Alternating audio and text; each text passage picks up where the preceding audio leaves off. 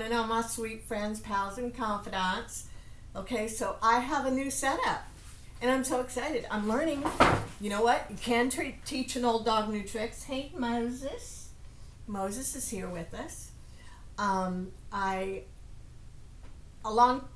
Last year when I first got married, I had started a new job, and it was work from home, and I needed a camera set up, and I bought it.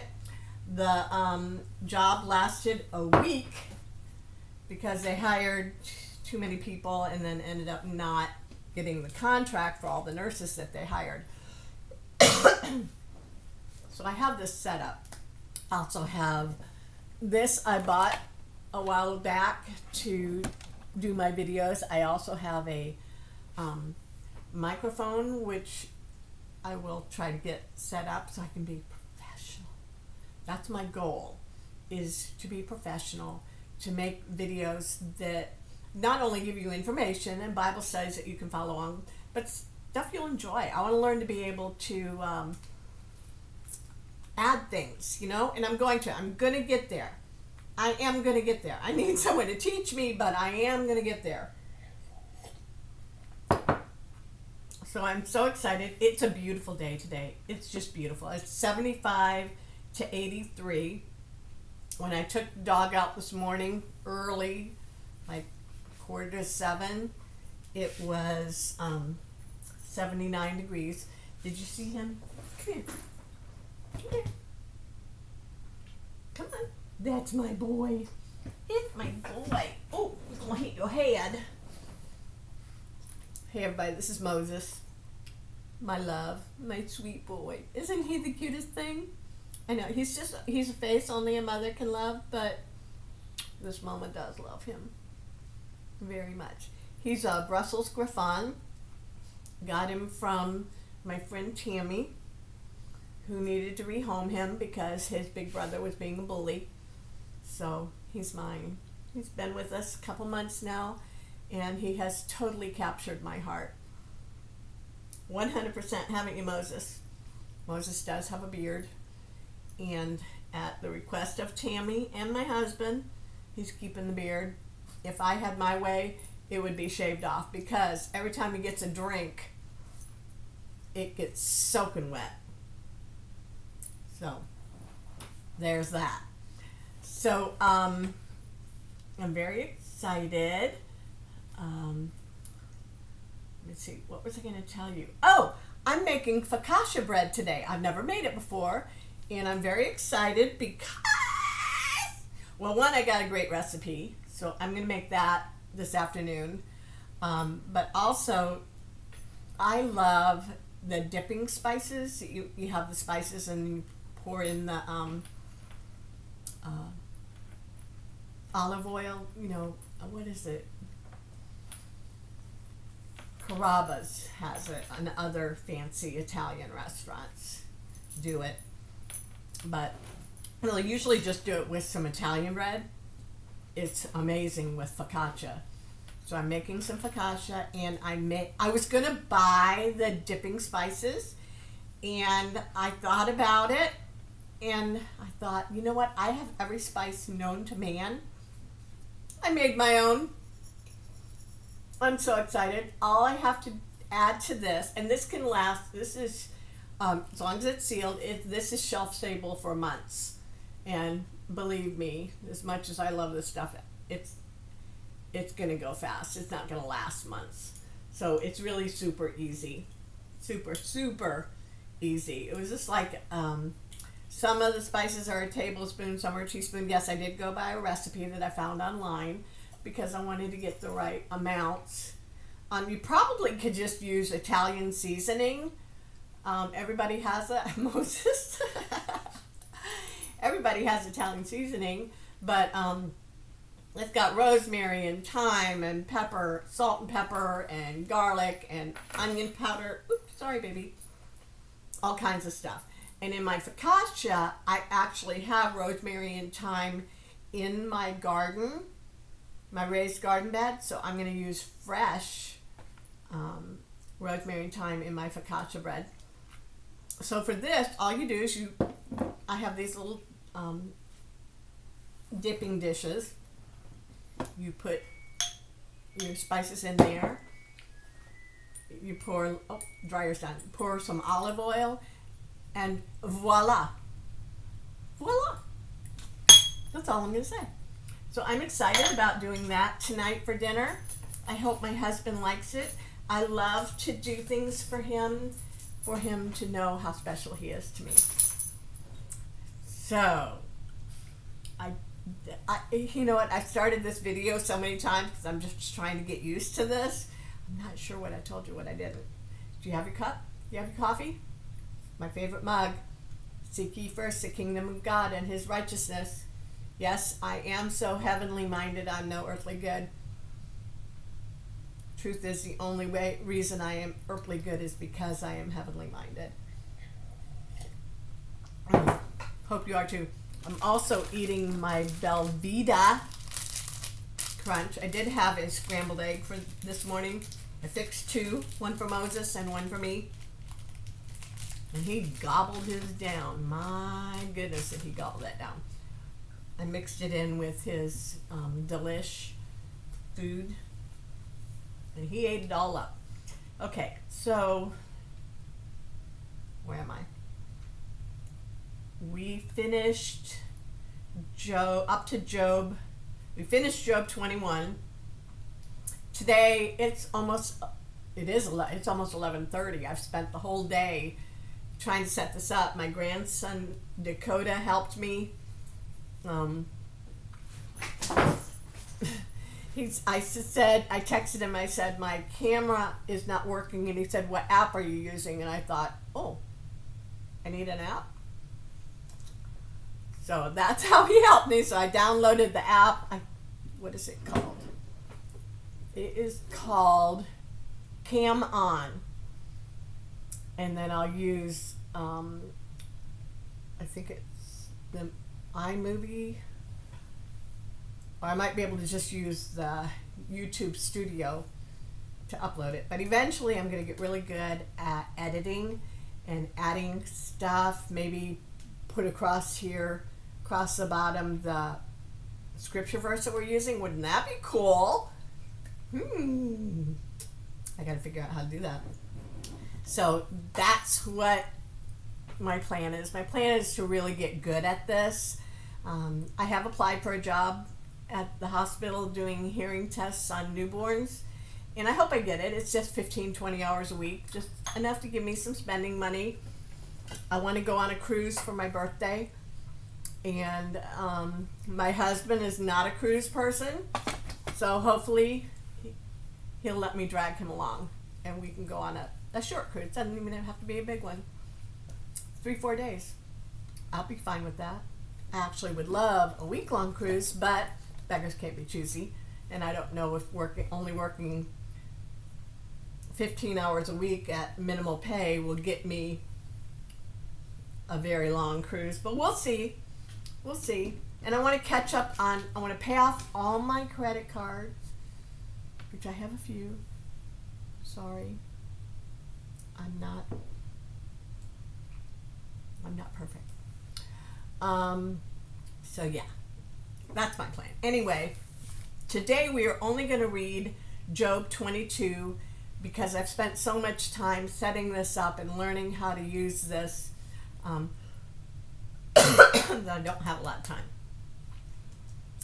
In one of the videos I made this morning, I showed you all my books. I'll do that another day. I have my whole series of Left Behind books up there. I have all my eschatology books, study of end times books.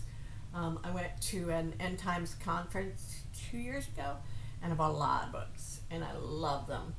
And then I have my favorite Christian author books. I have actually 2 shelves of those. I have a shelf of regular books like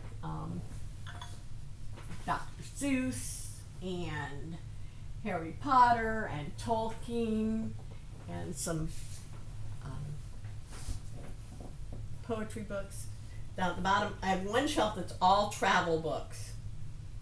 Actually, a little more. Half of it is travel, half of it is my childhood, my mom's my grandparents' 50th anniversary book. I don't know how out of 27 grandchildren, I'm the one that ended up with that. My mom ended up with it, and then somehow I got it. So I don't think any of my cousins watch my videos. So don't tell them I've got it. It's nothing really. There's no video, or I'm sorry, no pictures in it. It's just a book of who was there at the 50th anniversary. I was in junior high back then. So, yeah, travel books. Over here I've got my Bible reference books at the top. I've got my Strong's Concordance, my Wycliffe Bible Dictionary, my Haley's Bible Handbook, Systematic Theology book, Atlas of a Bible, a bunch of Jewish traditional books up there, and then I've got all my Bibles. Oh, up top I also have the Book of Mormon and a Quran. They're for reference. They're not for studying. I don't study those books, but I can reference them. And then I have devotionals and journals and prayer books and notebooks, note-taking books down there. Moses, you better not be getting into those books. And, of course, my 3 yearbooks from Mainland Senior High School. I have 73, 74, and 75. So if anybody needs to know what's in the Mainland yearbooks, you can come look at them. I'm not lending them out, but you can come look at them. Okay. Let me move this up so I look like I'm actually looking at the camera. Okay, so we are doing Job 22, and let me start that. Sorry, you're going to look at the top of my head. I'll lift this up a little bit. It won't be so bad. Actually, I got a shelf here. Ah! How perfect is that? Okay. Eliphaz's third response to Job. Then Eliphaz the Temanite replied, "Can a person do anything to help God? Can even a wise person be helpful to him? Is it any advantage to the Almighty if you are righteous? Would it be any gain to him if you were perfect?" I wish. One day. Is it because you're so pious that he accuses you and brings judgment against you? I think it's wild how these people think that this is a judgment against Job. And I wonder how often we do that. I don't think I've ever done it, because I know that rain falls on the good and the evil people. Blessings fall on good and evil people. God doesn't say, oh, because of who you are, you're going to receive this or you're not going to receive that. He doesn't do that. He gives according to his blessings, and what we do with that, that's up to us. And I don't know. I do know that one day we will be judged, rewarded, or punished for how we lived our life. If you are a follower of Christ, you will have nothing but blessings, no judgments, because Jesus already paid the price. He already paid the judgment. Okay, where am I? For example, you must have lent money to your friend and demanded clothing as security. Yes, you stripped him to the bone. You must have refused water for the thirsty and food for the hungry. You probably think the land belongs to the powerful and only the privileged have a right to stay on it. You must have sent widows away empty-handed and crushed the hopes of orphans. Well, he did not. That is why you are surrounded by traps and tremble from sudden fears. That is why you cannot see in the darkness and waves of water cover you. God is so great, higher than the heavens, higher than the farthest stars. But you reply, that's why God can't see what I'm doing. How can he judge through the thick of darkness? For the thick clouds swirl about him, and he cannot see us. He's way up there, walking on the vault of heaven. Will you continue on old paths where evil people have walked? They were snatched away in the prime of life. the foundations of their lives washed away. For they said to God, leave us alone. What can the Almighty do to us? Yet he was the one who filled their homes with good things. So I will have nothing to do with that kind of thinking. The righteous will be happy to see the wicked destroyed, and the innocent will laugh in contempt. They will say, see how our enemy has been destroyed? The last of them will have been consumed in the fire. Submit to God and you will have peace. Then things will go well for you. Listen to his instructions and store them in your heart. If you return to the Almighty, you will be restored. So clean up your life. If you give up your lust for money and throw your precious gold into the river, the Almighty himself will be your treasure, and he will be your precious silver. Then you will take delight in the Almighty and look up to God. You will pray to him and he will hear you. You will fulfill your vows to him. You will succeed in whatever you choose to do. The light will shine on the road ahead of you. If people are in trouble and you say, help them, God will save them. Every sinner will be rescued. They will be rescued because your hands are pure. That's interesting. Okay, so that was Job. Oops, sorry. That was Job 22. Pencil out because I had put 22 and 23, and I didn't read 23, and I'm not going to, because tomorrow I will read 23 and 24. These are some good verses here. We're getting into the good stuff, guys. We're getting into the good stuff. I think I told you before. There are only 42 verses, so we are halfway through. More than halfway through. So that's good.